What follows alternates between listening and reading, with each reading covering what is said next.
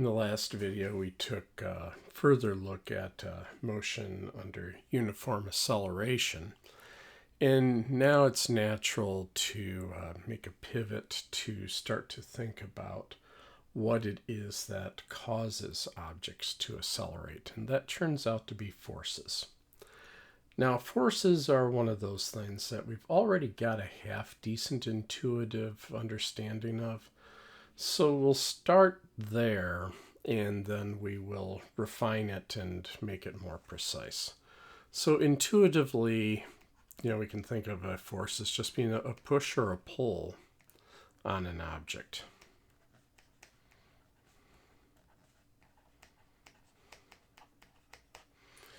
And if we think about it a little further, we realize that force has to be a vector quantity, which means it has both a magnitude and a direction. Right? If we go and say throw a ball, how hard I throw the ball is going to determine how fast it ultimately goes. And which way I throw the ball is ultimately going to determine which way it flies. So our throwing action, which would be a push on the object, has both a magnitude and a direction. So it makes sense to try to treat this as a vector quantity. There we go. Also, we realize that it requires an agent, as in something has to be doing the pushing or the pulling. For instance, I throw the ball. My hand is pushing on the ball. Or another example might be a rope pulling on a box. The rope is pulling on the box. Even for things like gravity, if we think about it carefully, we realize that the earth is pulling down on something. So it turns out that every force has an agent. Now, what might be a little less obvious is that we can very roughly break forces up into long-range forces and contact forces. So long-range forces are forces whose influence goes out as far as you would like, out to infinity. Gravity and the electric force fall into that category, for instance. But then we also think intuitively, something like friction only works if the surface that you're sliding on, if you're actually sliding on a surface, so you'd have to be in contact. With something like a throw, your hand has to be in contact, and so forth. And maybe a little less obvious, but if you think about it for a while, you come to the realization that it probably is also going to be best characterized as a mutual interaction of objects.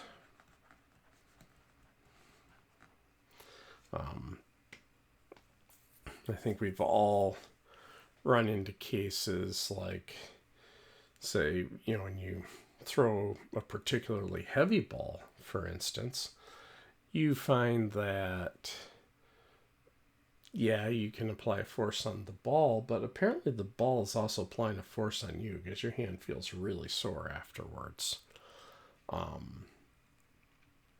Or say if you hit a ball with a bat, you can definitely tell, you're pushing on the bat, but man, that bat can push back on you, especially when you make contact with the ball. So it seems like all the interactions are mutual, and this actually turns out to be correct. But we'll get more into that in the next video series. Okay, so I'll hold off on contact forces for a bit. They almost all turn out to be some flavor of the electric force. But we'll start with the fundamental forces of nature and go from there.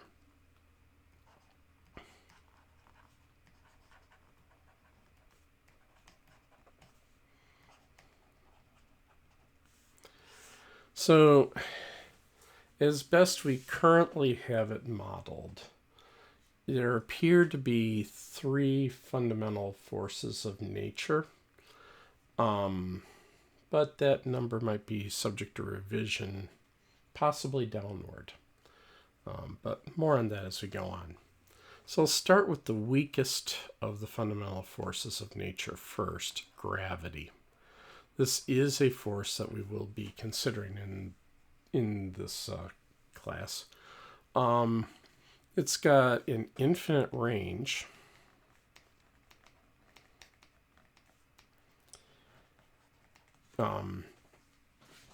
As in every object in the universe gravitationally interacts with every other object in the universe. Now, the big puzzle about gravity is that compared to the other fundamental forces of nature, it is extremely weak.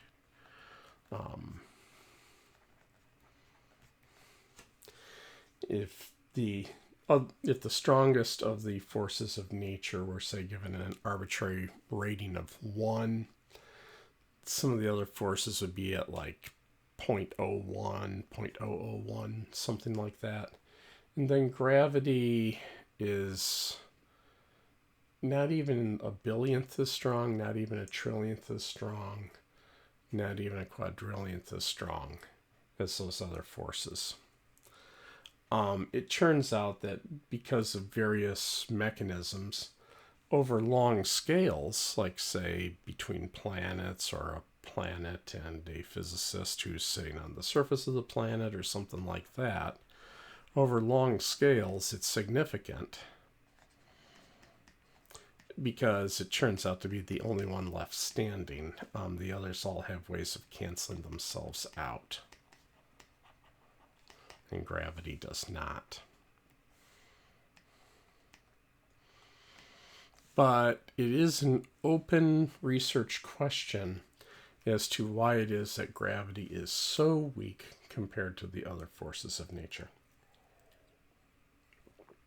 Okay, so within that, so then that's gravity for the moment. So let's go take a look at the electroweak force. It is a heck of a, despite the name having weak in it, it is a heck of a lot stronger than gravity. And I'm not going to really get into the electroweak force per se. Most of the time, it acts as if it were two totally different forces. One is called the weak nuclear force.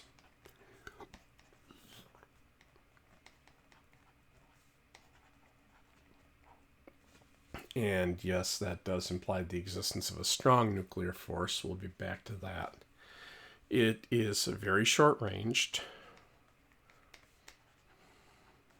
as in the range of the force doesn't even extend across a nucleus. And it controls certain nuclear decays. That's what it's most famous for.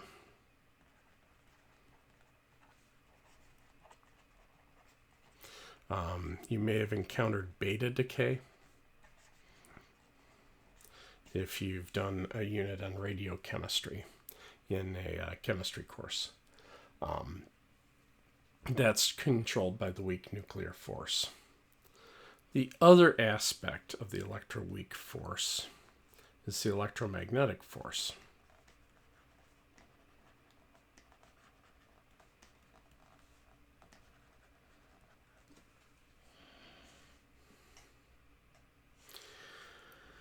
And it has an infinite range.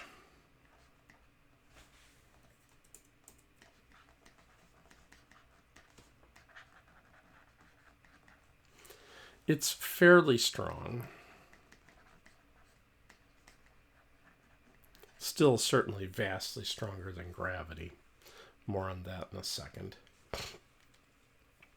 It is significant over, I'd say, our medium scales.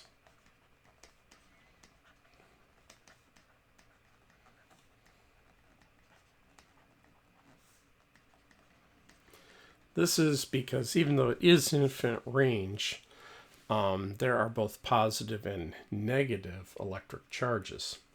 So if you put a whole bunch of positive charges together in some spot, say a pile of protons, maybe throw in some neutral neutrons into the mix just for funsies, you'll end up attracting a bunch of electrons to hang out right nearby, making an atom.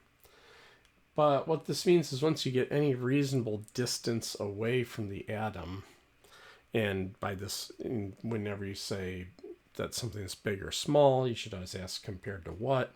An atom is about 10 to the negative 10 meters across, roughly. When you start getting, say, 10 to the negative 7, 10 to the negative 6 meters away from an atom, the electrons orbiting the atom appear to be at exactly the same place as the positive nucleus. And so the interactions that you would have between the positive charges and the negative charges almost, but not quite, completely cancel out. But what this means is once you get past scales that are atomic in nature, you get the strength of you get the force having been basically nearly completely canceled out. It turns out that the electric aspect of the electromagnetic force is the main driver in what are called the contact forces. So, for instance, when you are drinking your favorite beverage, what's happening is atoms in your hand and atoms in the cup are interacting with each other via the electric force. Now, this force is almost completely canceled out. It's roughly at about 100,000th or so of its full strength, just because your hand is neutral and your coffee cup is neutral, and the only reason there's any attraction at all is that you wind up getting these very slight dislocations of the electron clouds, so the cancellation is no longer perfect. But the long story short, this completely watered down, nearly completely canceled out force is allowing you to defeat an entire planet's gravity as you drink your beverage. And I've already mentioned before, we can think of the electromagnetic force as having two aspects: the electric and the magnetic forces. So there's a bit of a history here. Near the end of the 19th century, specifically around about the 1870s, as a culmination of a bunch of work where there were experimental hints that the electric and magnetic forces were two aspects of the same thing, the theoretician James Clerk Maxwell, a Scottish physicist, was able to demonstrate that the electric and magnetic forces actually were two aspects of the same thing.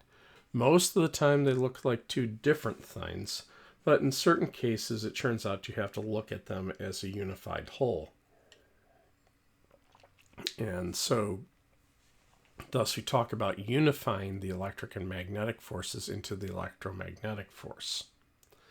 Now it turns out the same thing happened again in the 1970s.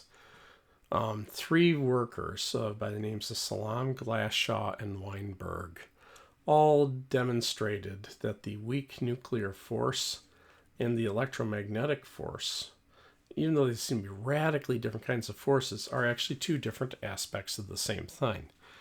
Now, most of the time you can pretend like they're different things, but in certain circumstances you have to treat it as a unified whole. Okay, hang on to that thought as I then bring in the strong nuclear force. So to finish off the fundamental forces of nature, the strongest of the forces of nature that we know about is the strong nuclear force. It's short range, although not as short as the electroweak. Basically, its range is, say, within a nucleus. Adjacent nucleons, a nucleon is a proton or a neutron. Adjacent nucleons are attracted via the strong nuclear force, and the next neighbor over will also be attracted by the strong nuclear force. But if you've got two nucleons between you and the other nucleon you're thinking about, you're actually too far away and the force doesn't interact anymore at that distance. So it's got a range on the order of about 10 to the negative 15 meters or so.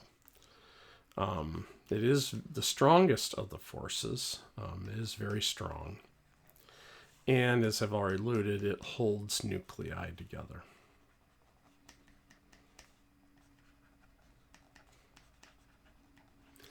Now, you've heard me mention already that in the 1870s, workers figured out that these two seemingly different forces, the electric and magnetic forces, were two aspects of the same thing. And then about a century later, in the 1970s,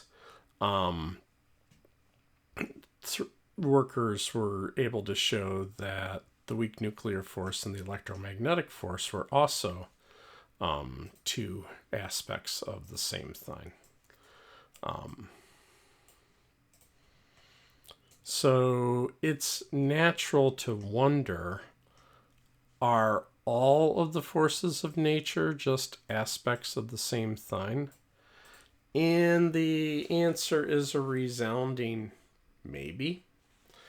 We don't have any direct evidence that it is, but there are some tantalizing hints. A combination of data looking at the absolute smallest things that we can look at, elementary particles, combined with careful study of things like the expansion rate of the universe. So about literally the biggest thing that you can look at. Combining those two together, there are hints that quite possibly these three forces of nature are all aspects of the same thing. We don't have any good way of describing that, but if you've heard about, say, people working with things on ideas like, say, string theory or Technicolor or things like that, these are all attempts to try to somehow come up with a unified description for all the forces of nature as an aspect of the same thing. So, like I said, there are some tantalizing experimental hints. There are some good theoretical reasons to believe it should work this way. Nobody has yet developed the model, so if there is one, so that's something to look toward for the future. But in some future point, I may be revising this to talk about the one interaction and how everything breaks out from it. Who knows? Or not. Okay, so with that aside, let's now go and take a look at the contact forces, because for the most part in this treatment, we're going to be taking a look at gravity and the contact forces. So let's get at them with the contact forces. Oops.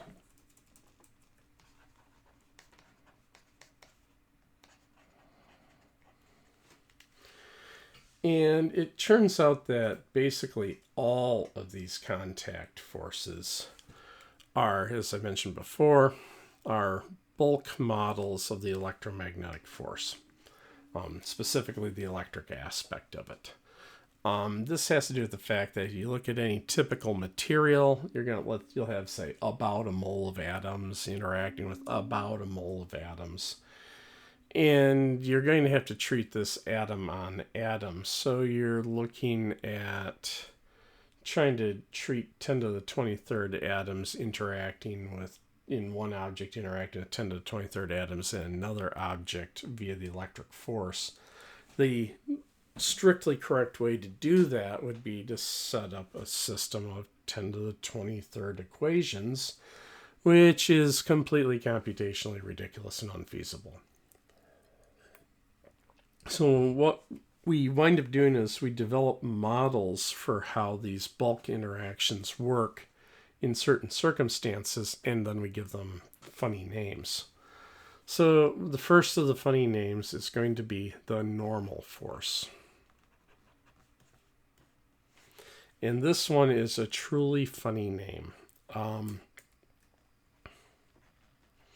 You would think that normal here would mean something like not screwed up. After all, if you look in the dictionary at the definition for normal, you see a whole bunch of entries and they all basically say not messed up. Except that when you look in the dictionary, you ever notice sometimes when you look in the dictionary, you'll see what looks like the same word, but has two separate entries, and it'll usually have like a superscript 1 and a superscript 2. And what's going on there is that those are actually different words that, as the language evolved, wound up developing identical spelling and pronunciation. But the words come from completely different origins. So it turns out normal is such a word. If you look in, say, the Oxford English Dictionary, normal 1, you go look it up, basically all the entries mean not messed up. But then there's normal 2, a totally different word that has a different set of word origins that eventually developed to sound alike and be spelled alike with normal 1. And normal 2, when you look up its definition, means perpendicular to a surface.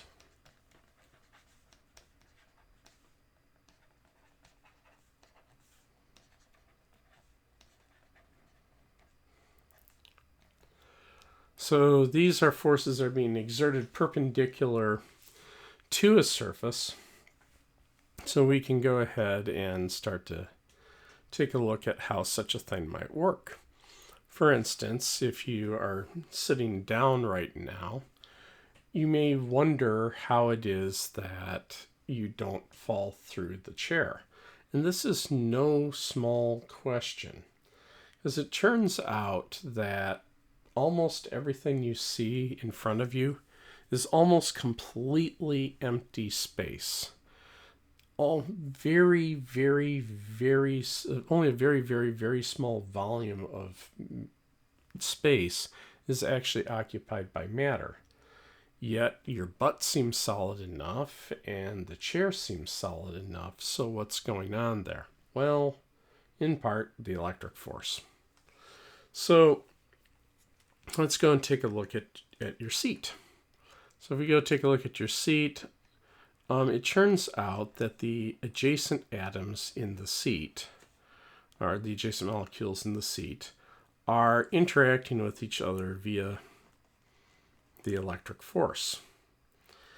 And what I'm kind of drawing here schematically is it turns out that for things like molecules in a solid, they interact with each other via the electric force in a way that can be very accurately modeled by basically pretending that they're a bunch of balls that are connected by a bunch of springs.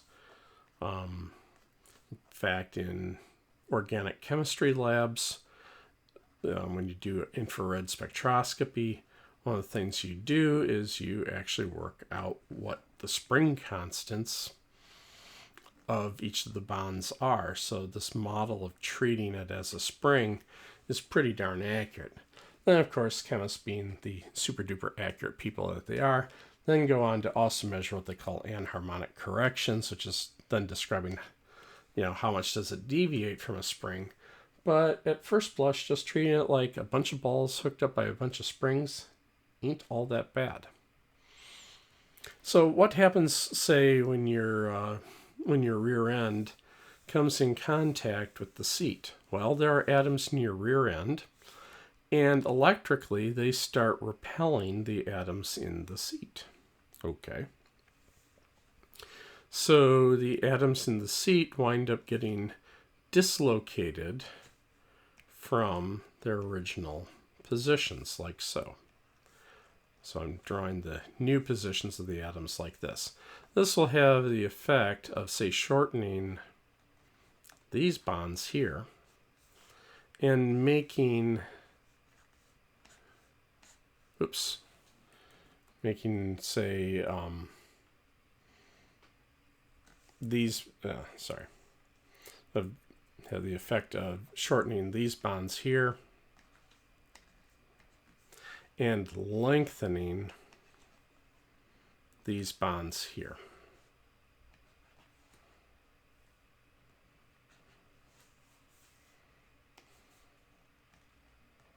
There we go.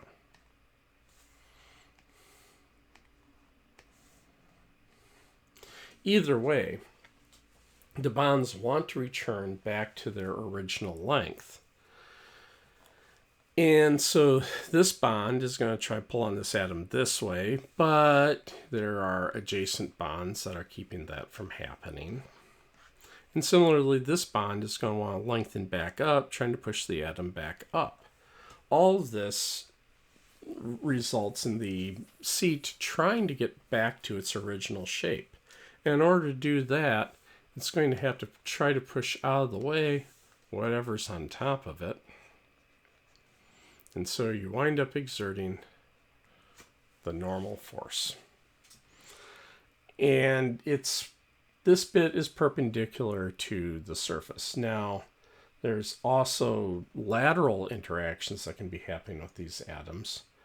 That gets modeled by friction. So let's go take a look at friction for just a quick moment. It turns out that with friction, there's a zillion models for it, but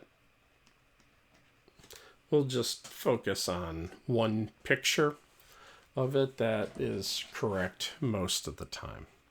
So if you zoom in and look super duper close at two surfaces, what you'll see is that they aren't perfectly smooth. There will be little islands of atoms jutting in and out. So right here, you can get, say, the little island of atoms that juts down, or this juts up, and there's actually a little bit of an overlap. Now, something you can try doing right now is if you take the fingers of your opposite hands and insert them in the spaces between each other. Kind of like you are folding your hands, but don't take it all the way. Now, what you should have is like a couple of, just maybe some overlap of fingers in the spaces between each other. And then if you pull on the side, you can see it's kind of hard to get it moving. But then once you get it moving, you can feel the fingers bump up against each other. And there's still a little bit of drag as the fingers bump. Well, these fingers correspond to these little islands of atoms here. So initially, the atoms are, very well, the little islands of atoms can be pretty well locked in. You can find the little features, say, that look something like this, where it'll be very hard to get them moving sideways. But once you get them moving, then you sort of get like a surfing effect happening, where say as this surface is going this way versus that surface going that way. These 2 points right here just kind of graze each other. So we call these regimes static friction and kinetic friction. So static friction is you're going to have to overcome a force to get things moving, just to get the little islands to undo the interlocking of the little islands of atoms on the surfaces. And then kinetic is you're still going to be getting a bit of a dissipative force as things move along, as the little islands graze off against each other. So the force of friction, turns out again, it is the electric force, and it will always be parallel to the surfaces involved.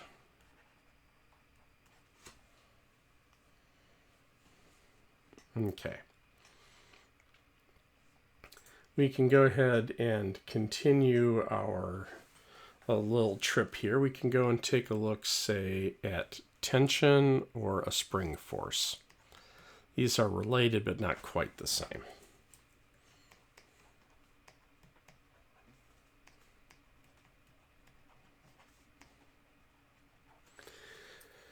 So with tension, it's like a one-dimensional version of what we were already looking at with the normal force. Let's say you have a rod or something like that, and you stretch the rod.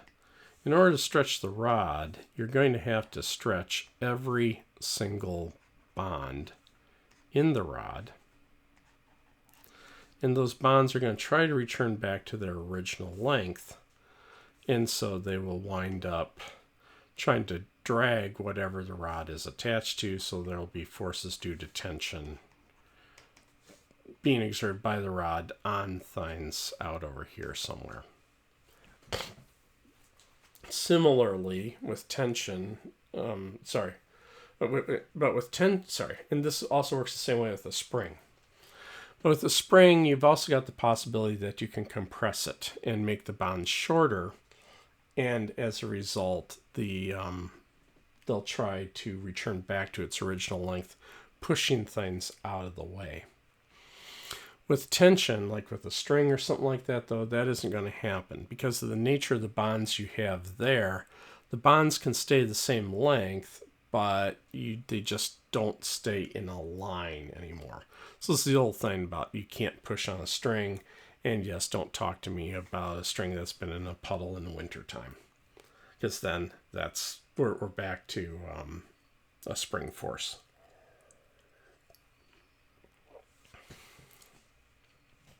Okay.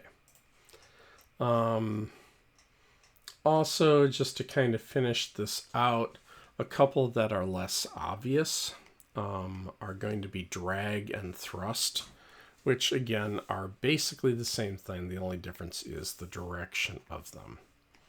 So let's go take a look at drag first. So with drag, I'm sure at some point when you were a kid, you rolled down the window of the car and you stuck your hand out, and you felt the air blowing on your hand. Well, that is literally what is happening. So say you got an object here, you're trying to move it through the air. What will happen is you will literally collide with the air molecules here. Those air molecules will have to bounce off. Now, when they bounce off, if you think about it here, this means that the object, say your hand, had to exert a force on the air molecules. But we also know that interactions are mutual, so that means the air molecules also wound up exerting a force on your hand. So say if your hand was moving this way through the air, your hand will feel a force of drag that way. Thrust is also pretty much the same thing. It's drag, but kind of backwards. So let's say you go look at a rocket motor. So yes, you are actually doing some rocket science here. By the way, rocket science is actually very straightforward. What is very, very challenging indeed is rocket engineering. Those people are real rock stars. It is really hard to build a rocket that doesn't blow up. In fact, the old joke is, what is the difference between a rocket and a bomb? 2.5 minutes. Because that's about the time it takes for you to get to expend the first stage of a rocket. So anyway, let's go look at a rocket motor here. Or this could also be a jet exhaust bell, but it's easier to think about a rocket motor. So with a rocket motor, what happens is you get fuel and oxidizer both coming in, and they somehow got ignited. One of the usual ways of doing this is you basically start a little starter fire. They use some stuff called T-tab to get the fire going. But then fuel and oxidizer get together, and they very, very violently combust. And so now what's going to happen is molecules of the exhaust gas are going to collide everywhere with the bell of the rocket. And if you've shaped your rocket bell correctly, all of those exhaust molecules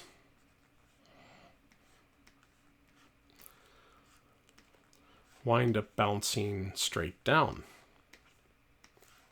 So this means on net, the exhaust bell of the rocket motor was pushing down on the on the exhaust molecules, which means in turn, the exhaust molecules had to push up on the bell of the rocket, and so you get a thrust force, which I usually just write F sub T because it's a lot less common than a tension, making the rocket go up against gravity. Okay, so in the next video here, we will talk about how to identify forces and represent them in diagrams. Catch you in the next one.